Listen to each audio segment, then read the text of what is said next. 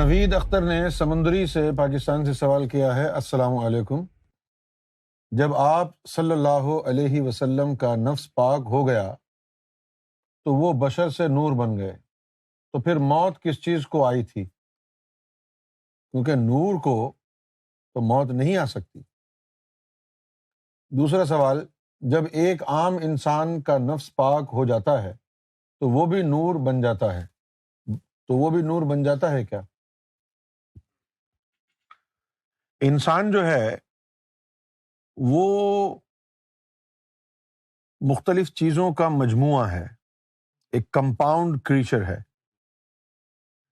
جس میں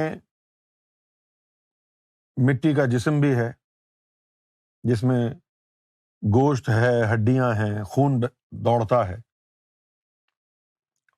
اور اس جسم میں غیر مرئی ارواح بھی موجود ہیں جو نظر نہیں آتی ہیں۔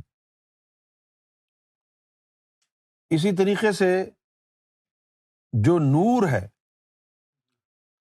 اس کے بارے میں بھی غلط تصورات قائم کیے ہوئے ہیں مسلمانوں میں۔ وہ سمجھتے ہیں کہ نور ایک روشن چیز ہے۔ کہیں کہیں پر نور کو روشنی کے لیے محاورتاً استعمال کیا گیا ہے،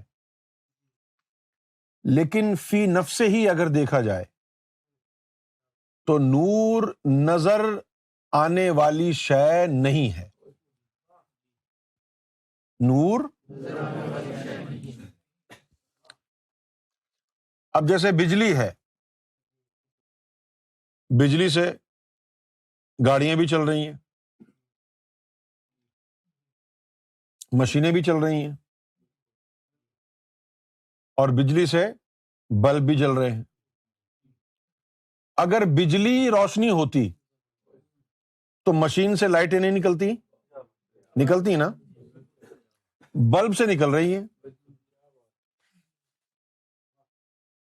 تار میں سے جب بجلی گزرتی ہے تو نظر آتی ہے۔ اسی طرح نور بھی نظر نہیں آتا، کیونکہ یہ ڈیوائن انرجی ہے، توانائی ہے، خدائی توانائی، خدائی توانائی ہے یہ۔ جب قلب میں اللہ کا ذکر ہوتا ہے تو اس سے نور بنتا ہے، اور وہ انسان کی روحوں میں جاتا ہے، اور انسان کی روح پھر نور کی انرجی سے بیدار ہوتی ہے۔ اب وہ نور اس کی رگوں میں دوڑ رہا ہے، اب اس کو صاحب نور کہیں گے، یعنی ایسا انسان جس میں وہ توانائی دوڑ رہی ہے جو اللہ کی طرف سے آئی ہے۔ سمجھ گئے آپ؟ اور اس توانائی کا اسٹوریج کہاں پر ہے؟ انسان کے جسم میں دوڑتا ہے نور، لیکن اس کا جو اسٹوریج ہے، جو مخزن النور ہے، وہ انسان کا دل ہے، قلب ہے، اور اس کی ارواح ہے۔ جب آدمی کے نفس میں نور آتا ہے اور نفس پاک ہو جاتا ہے تو اس میں خدائی صفات پیدا ہوتی ہیں اور شیطانی صفات نکل جاتی ہیں، لیکن اس نور کا مخزن اسٹوریج جو ہے وہ انسان کے اندر موجود ارواح ہوتی ہیں۔ جب انسان کی موت واقع ہوتی ہے تو وہ سارا نور جو روحوں میں ہے، روح اور نور دونوں اوپر چلے جاتے ہیں اور جسم خالی رہ جاتا ہے۔ نور کو تو موت نہیں آتی، لیکن نور جسم میں رہتا تھوڑی ہے۔